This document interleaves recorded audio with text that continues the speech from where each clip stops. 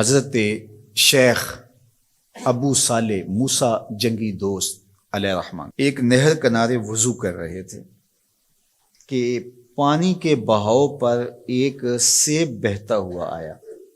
بھوک پہلے ہی لگی تھی، سیب کو دیکھا تو اشتہا غالب ہو گئی، سیب اٹھایا اور کھا لیا۔ جب کھا چکے تو معاً خیال آیا کہ یہ تو میرا تھا ہی نہیں، تو جدھر سے پانی آ رہا تھا، بہاؤ جدھر سے تھا، ادھر کو سفر شروع کر دیا۔ تھوڑی دیر چلنے کے بعد دیکھا کہ ایک باغ ہے اور اس میں سیب کے درخت ہیں اور اس کی شاخیں پانی کی طرف جھکی ہوئی ہیں۔ مالک باغ کے پاس گئے، کہا کہ آپ کے باغ کا کوئی ٹوٹا ہوا سیب اور میں کھا بیٹھا ہوں، تو اس کی قیمت مجھ سے لے لیجئے یا مجھے معاف کر دیجئے۔ تو مالک باغ کا نام تھا عبداللہ صومعی، اور وہ بھی زاہد، نیک اور پارسا تھے۔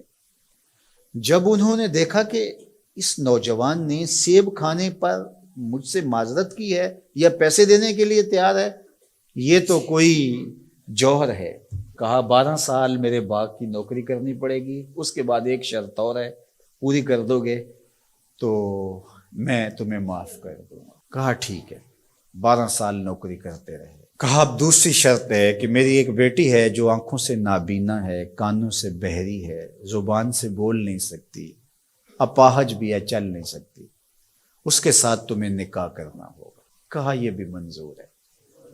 نکاح ہو گیا۔ کہا اس کمرے میں تمہاری بیوی تمہارا انتظار کر رہی ہے۔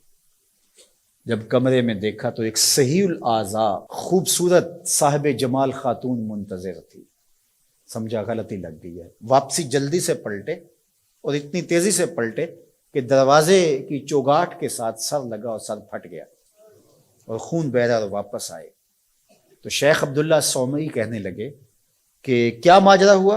کہا کہ وہ کوئی اور خاتون ہے، جو نقشہ آپ نے بتایا تھا وہ تو نہیں ہے۔ کہا وہی میری بیٹی ہے اور آپ کی بیوی ہے۔ وہ بہری اس لیے ہے کہ آج تک اس کے کانوں نے غیر محرم کی آواز نہیں سنی۔ وہ نابینا اس طرح ہے کہ آج تک اس نے غیر محرم کی شکل تک نہیں دیکھی۔ اپاہج اس لیے ہے کہ وہ غیر محرم کے لیے کہیں چل کے نہیں گئی۔ اسی طرح باقی جو چیزیں بتائی تھی ان کی تعبیر بتائی۔ کہا وہی تمہاری بیوی ہے۔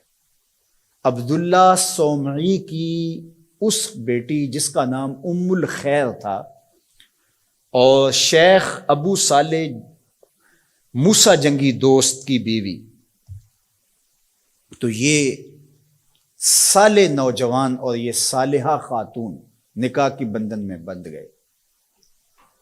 اللہ تعالیٰ نے پھر ان کو ایک فرزند عطا کیا۔ اس فرزند کا نام الشیخ السید عبد القادر جیلانی علیہ رحمہ و رضوان تھا۔ اقبال نے کہا تھا سیرت فرزند از امہات، جوہر صدق و صفا از امہات۔ بیٹوں کی بیٹیوں کی سیرتوں کا جوہر ماؤں سے ہوتا ہے۔ باپ کا رزق حلال اولاد پہ اثر انداز ہوتا ہے۔ رزق حلال اگر آپ کی زندگی میں شامل ہو جائے تو پھر اس کا عملی نتیجہ یہ ہے کہ ایک صالح معاشرت کی بنیاد پڑتی ہے اور آپ صالح معاشرت کے ایک بہترین فرد ہوتے ہیں۔ جس طرح رزق حلال نسلوں میں سرایت کرتا ہے اس کی برکتیں، اسی طرح سچائی اگر کسی معاشرے کے اندر پیدا ہو یا کسی فرد کے اندر پیدا ہو تو سچ اپنا راستہ بناتا ہے۔ اگر آپ کی زبان سچ نہیں بولتی اور آپ حلال رزق نہیں کھاتے تو پھر آپ جتنے مرضی نفل پڑھیں، جتنی مرضی عبادتیں کریں، اللہ کی قربت کا تصور بھی نہیں کیا جا سکتا۔ نجات کا راستہ یہ ہے کہ ہم ان دو چیزوں کو اپنی زندگی میں لازم کر لیں۔ اور آج چونکہ 11 ربیع الثانی ہے اور پوری دنیا کے اوپر حضرت شیخ عبد القادر جیلانی علیہ رحمہ و رضوان کا یوم منایا جاتا ہے، اور چونکہ وہ 11 تاریخ کو لوگوں کو جمع کر کے دین سکھایا کرتے تھے، اور ملا علی قاری نے نزہۃ الخاطر الفاطر فی مناقب شیخ عبد القادر میں لکھا ہے کہ آپ کے خطبے میں اجتماع 70 ہزار لوگوں کا ہوتا تھا، اور یہ ہر 11 کو کیا کرتے تھے۔ اس وجہ سے اپنی سہولت کے لیے جس طرح ہم مقرر کوئی دن کر لیتے ہیں کہ ہر پیر کو محفل ہوگی، ہم مقرر کرتے ہیں ہر ماہ کی پہلی تاریخ کو محفل ہوگی، تو انہوں نے یہ دن مقرر کیا تھا۔ اور اس دن میں جب لوگ دور دور سے آتے، بغداد کے بھی بابو شیخ پہ لوگ جمع ہوتے اور باقی شہروں سے بھی لوگ اس دن آتے کہ چلو آپ کا آواز سنیں گے، تو آنے والوں کو کھانا بھی کھلایا جاتا، کیونکہ حضرت شیخ فرماتے ہیں کہ آدھا فقر بھوکوں کو کھانا کھلانا اور ننگوں کو لباس پہنانا ہے. تو جب جو لوگ آتے تھے تو ان کو کھانا بھی کھلایا جاتا تھا. اب لوگوں کو صرف کھانا یاد رہ گیا ہے، اور جو واز کیا کرتے تھے، جو اس اجتماع کی روح تھی جس کے لیے سارے لوگ آتے تھے، وہ ہم نے بھلا دیا ہے. تو ہم عمومی طور پہ رسم پرست ہو جاتے ہیں، روحیں ہم سے رخصت ہو جاتی ہیں. جو بھی چیزیں ہوتی ہیں ان کی روحیں ختم ہو جاتی ہیں اور ان کی رسمیں باقی رہ جاتی ہیں.